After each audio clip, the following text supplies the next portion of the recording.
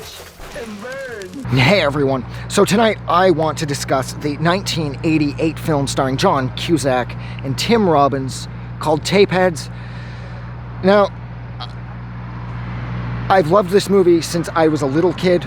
I've loved the use of music. I absolutely love how Fishbone did the score. I also like how Michael Naismith from The Monkees was one of the producers, and I just absolutely, I didn't know who he was at the time, of course, but I absolutely love that the final cameo in this movie, in the last like 30 seconds, is actually Jello Biafra from the Dead Kennedys. And he even references himself in the line that he gets to say. And I thought that was amazing. Now, I wouldn't realize how amazing that was until a handful of years later. I saw this movie, I'd say around grade 7, grade 6, so it'd be about 91 or 92. And I wouldn't get into the Kennedys till about, I don't know, grade 8 or grade 9, so it's like 93, 94, I guess. And it was once I discovered who the Dead Kennedys were, and I was like, the vocalist, his name is Jello Biafra. And I couldn't put together how I knew that. I knew that name. Jello Biafra, and fuck, I just couldn't place it. Until at some point, again, I was watching Tapeheads. And that's when it hit me. I was like, holy fuck, dude. Yo, Biafra's in this movie, which upped the cool factor so considerably. But he's not the only person in this. Weird Al is in this. Connie Stevens pops up in this. Dougie Fresh is in this. Who else is in this?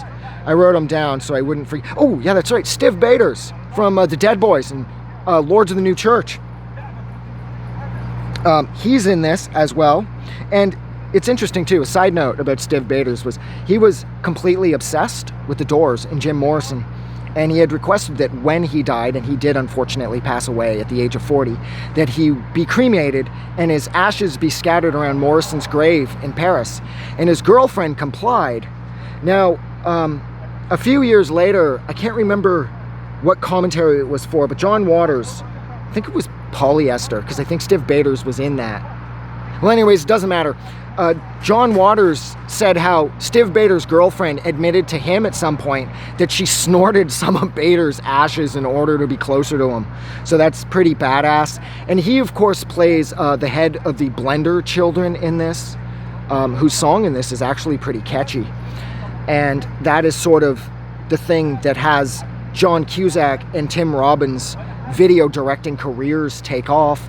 That's essentially what this movie's about. Is they have this company called Video Aces, and they're attempting to write and direct music videos for musicians, and they're trying to get their name out there. And it's their fuck up of their recording of a funeral they did with the Blender Children's track that sort of somehow gets married together, and it becomes this big hit. And that's how the Video Aces start to become known.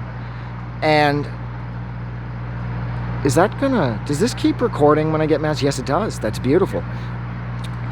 So basically, this is one of those movies that doesn't make much sense. That's the plot, is they're video music directors. That band whose name I can't remember, and they did the song Baby Doll, that was actually written by, I think, Oingo Boingo wrote the song. Baby Doll, it's not that bad of a track. This is, in a sense, you could almost argue that this movie has musical elements, because there is a very catchy song for a fake commercial for a very real place called Roscoe's House of Chicken and Waffles. And that song is quite fun, and it has absolutely nothing to do with the actual place. I don't think the place ever actually adopted that as a theme song or whatever, but it was still fun and it was catchy. But this movie just makes no sense. It's a lot of 1980s era pop culture references. Ivan and Josh are attempting to get the careers of the Swanky Modes, this old like soul duo from the 70s that they're obsessed with, back on top by hijacking a fucking Menudo concert, and putting on a performance for the Swanky Modes instead, which does work, but it ends up getting them arrested by Jello Biafra, of course, who plays an FBI agent at the end, who says, remember what we did to Jello Biafra? Which is awesome, which, for anybody that doesn't know, is a reference to the Dead Kennedys and Alternative Tentacles being taken to court and Biafra almost losing and ending up in prison for the distribution of harmful matter to children, because originally the Dead Kennedys' 1985 album Frankenchrist had a landscape painting from H.R. Giger, which was referred to as the penis landscape, had several penises, one of which is wearing sort of a condom going into vagina-like things. It's very Giger. Well, anyways, they got in a lot of trouble for that, and they almost ended up in prison. And that is what Biafra is directly referencing in the final line of this film with, remember what we did to Jello Biafra? So, yeah, check it out. Now you know. Fucking knowing is half the battle, or whatever that G.I. Joe bullshit is. What else? Blah, blah, blah. Yeah, Baby Doll was awesome. But yeah, this movie, it's a lot of fun, but it doesn't make a lot of sense. The music is really good. The attitude is right. This movie is so fast, and it's so loose, and it has John Cusack, who I love, and it has Tim Robbins, who I really love. I mean, motherfucker. He was in Arlington Road and Jacob's Ladder, two movies that I've loved since I was a kid, and two movies that I will continue to love until I die at the ripe old age of like 48 or something, which is coming a lot sooner than I realized. So I might be dead soon, but still, it's not going to change the fact that Jacob's Ladder is a fucking badass movie. But look, I am going to go. So thank you so much for hanging out with me while I attempted to discuss the 1988 film Tapeheads with some sort of significance and direction. I didn't do a very good job.